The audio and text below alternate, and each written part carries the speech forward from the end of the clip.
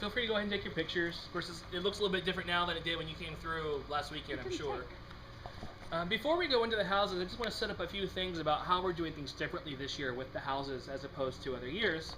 For several reasons, of course, it's always good to change the game, kind of change how we're doing things and the way we do them, because otherwise you get used to us doing things the same way, and it can kind of maybe get boring, or the surprise won't be there anymore, so they're always looking for ways to evolve Horror Nights, and that includes scare zones and shows and haunted houses. But also, it's significant because we are starting our 20 years, and of course, everything is about a new era of horror, of terror, of darkness, of Halloween Horror Nights. So we're starting something different. There's two. Did you get my spit on camera? It was backlit too. It was nice. There are two things that we're doing specifically this year that are really different than other years. There's more to come, but these are two very significant ones. One is it's our first Halloween where we have an actual haunted house.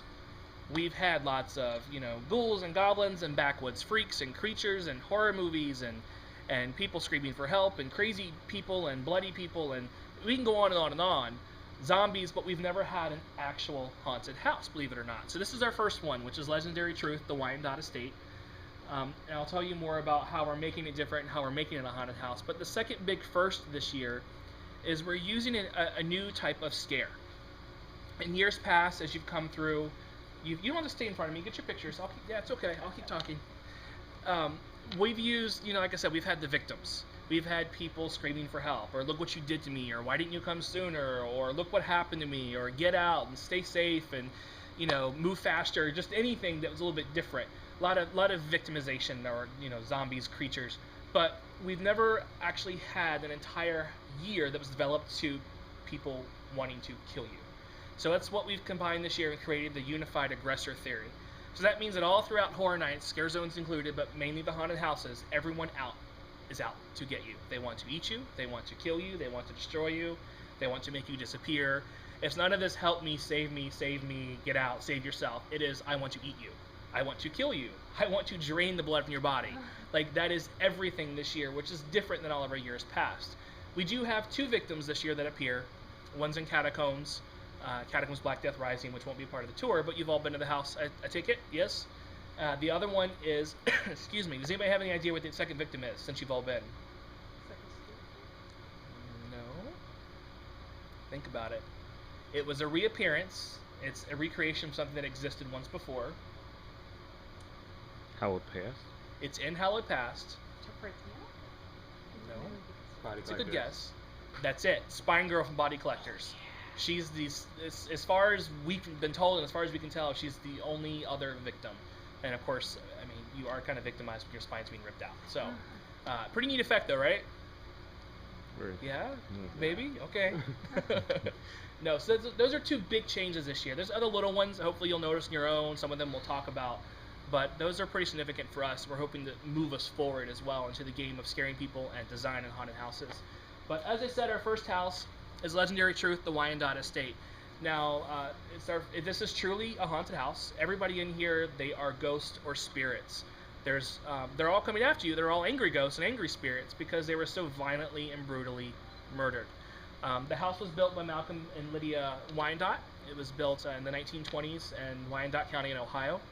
He had a lot of money, and he built a beautiful craftsman-style house right there, of course, in a very quiet town. And anybody know anything significant that happened in 1925? Or 29, excuse me. Ooh. What was that? Stock market? Yes, the crash happened on October 29th, 1929. So he was having a dinner party that night, and at midnight, October 30th, 1929, he killed all 13 house guests, his wife, and then himself, but he killed them very violently. So all of their spirits are trapped in the house, and they're not happy. What has happened now, move on in the future, the house has been, of course, preserved and restored, and it's a beautiful house. And now it is a bed and breakfast.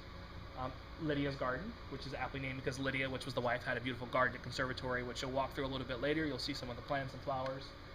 Now it's a bed and breakfast, and the owners are a little upset because there's hauntings everywhere. There's ghosts and people. They're not able to keep their business. People keep running out. They're not paying their bills. They don't want to come back. It's obviously not good for their business. So we have Spirit Seekers. Spirit Seekers is here to save the day. Now, Spirit Seekers is kind of a little rogue group that has branched off from Legendary Truth. They kind of want to do their own business, kind of do things their own way. So they creatively acquired a few pieces of equipment from Legendary Truth when they left. And now they have their own business, and this is important to them because this can put them on the map. So they're here. As you see the house, there's cables and wires everywhere. The owners have given them carte blanche to do whatever is necessary to get rid of these ghosts. You'll see holes in the walls with wires going through them. I mean, they've really kind of torn the place apart, but the owners just want the ghosts gone. Spirit Seekers have also kind of created their own contraption. They took one that existed with Legendary Truth, and they've tried to tweak it and add some of their own stuff to it.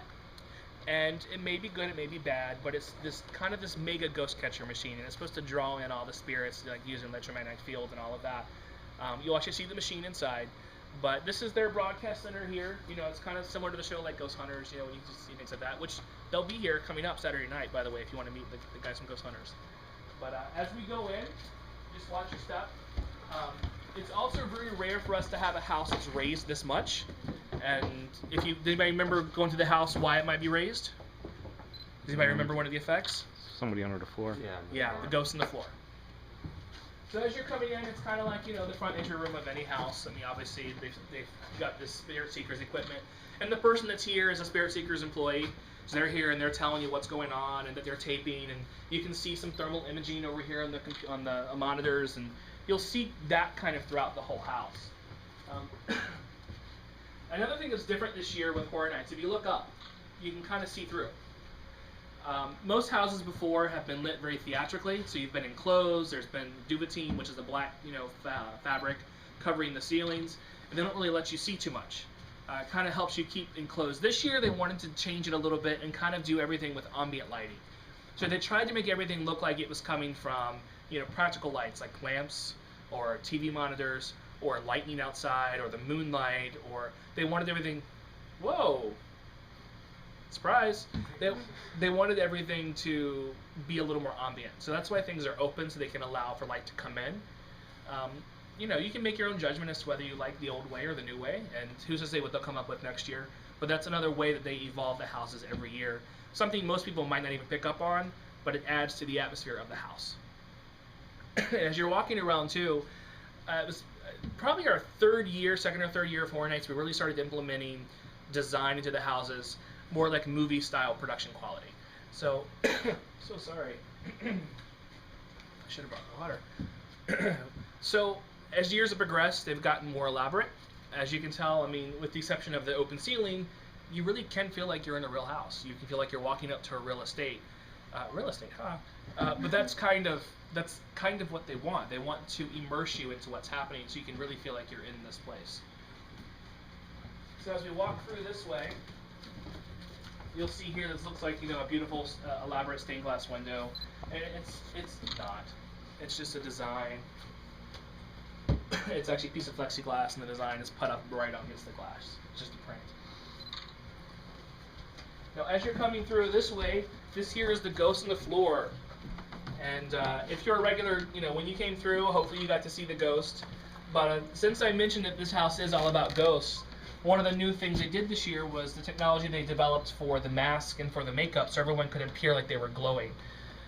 They took this, everyone's masks are made out of silicone. They have hands, they have masks. And there's also this luminescent material that was poured into the molds with the silicone while it was still a gel formula. So the mask would glow from the inside out. So when you're walking through the houses, you'll see the hands and the faces, and they are glowing a lot. They're reactive to black light. They have charging stations when they're not on set, because there's two casts. There's always an A and a B, and those masks have to hang in the light so that they'll be charged when they come back into the house. But this here is a great effect. He's on you can see it better now in the light. He's on a little trolley there, just right there. He lays on the cart, and he pushes himself through the floor, and there's motion sensors underneath the floor that trigger the pop strobes. So as he goes by, you see him glowing, and you see him clawing at the glass and moving, but the strobes are also going off as he's moving down the hallway because it's triggered by an effect. And of course here, as you're walking by on your left, you'll see one of our first boo doors. We have like boo holes, we have boo windows, boo doors, there's all types of things. This here, of course, is just an open area. Then there's a trigger, which is not on right now. But the scare actor stands right back here, presses the trigger, pops out, and the trigger lets out all those loud noises and screams and whatever effect has been rigged for this particular scare. And that's what catches your attention. And, well, their light used to be right here. No, I don't know where it is.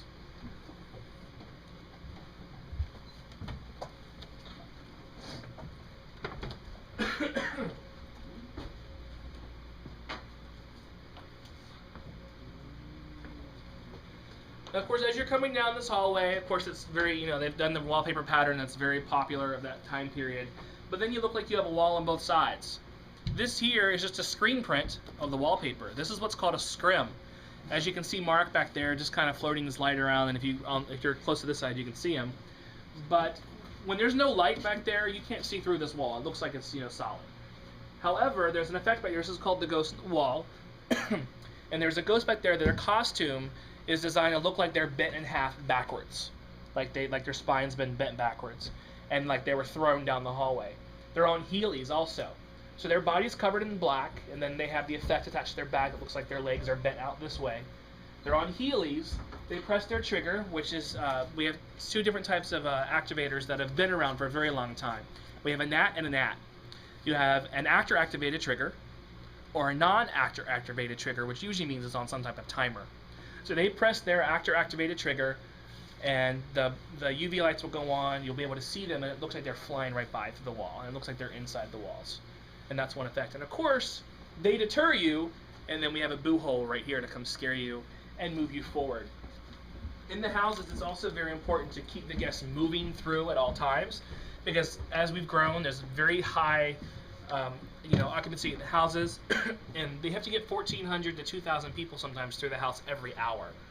So a lot of the scares, if you notice, kind of come from this side or behind you, so that you'll get scared and you'll keep moving through the house. That's kind of the way they're designed also. As you come around the window, this is a great boo hole here. It's a boo window. It's a really good one. It's loud. People don't expect it. And whenever I can catch this one, I really catch it, scare people. Now this is an effect that looks like I don't know if they're getting it back up today or not, but this here was an effect. It was where we had a screaming banshee that would come swinging down to the hallway, and it was all mechanical, and it was non-actor activated. It was just on a timer. They haven't been able to make it work quite the way they wanted it to. So if you go through the hallway now, you'll still see some strobes and some UV lights and things like that. But the banshee that was up here that swung down is not there right now. We're hoping it's being redone and it's going to be reinstalled. Don't know. As with any event that we do, whether it's Halloween or Mardi Gras or anything else, things are always up to change.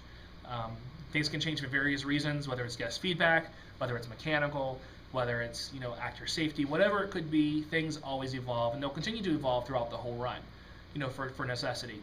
So this is something that by tonight or by Friday or any other time, it could become something new that it's not right now. So the effect it was going to be when it was built is not here, but it could always come back. Or they could just replace it with something completely different. So that's to be determined. So for now, it just kind of gives you a break because everyone's waiting for something to happen. Just watch out for the chains when you're coming through, and just please, not that you would, but try not to pull on them or anything.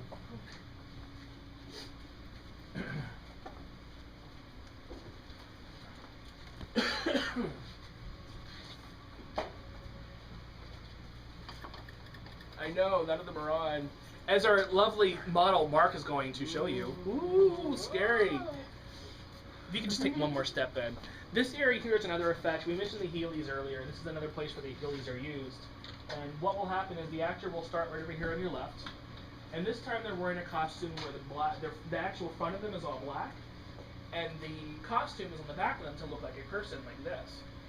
So as they're wheeling this way, it looks like someone's being pulled backwards. So it's almost like maybe someone had a rope around them or something and yanked them through when they were dying. Like, who knows what was happening. Or maybe they were tossed through this way. Don't know exactly how all the ghosts were killed, but they weren't killed very nicely. So that's a neat effect here. And then again, there's another actor-activated trigger right here on the wall. I just saw it. Well, now I can't find it. But they will press it, and that turns on the UV light and creates all the noise as well. Because, of course, noise draws attention.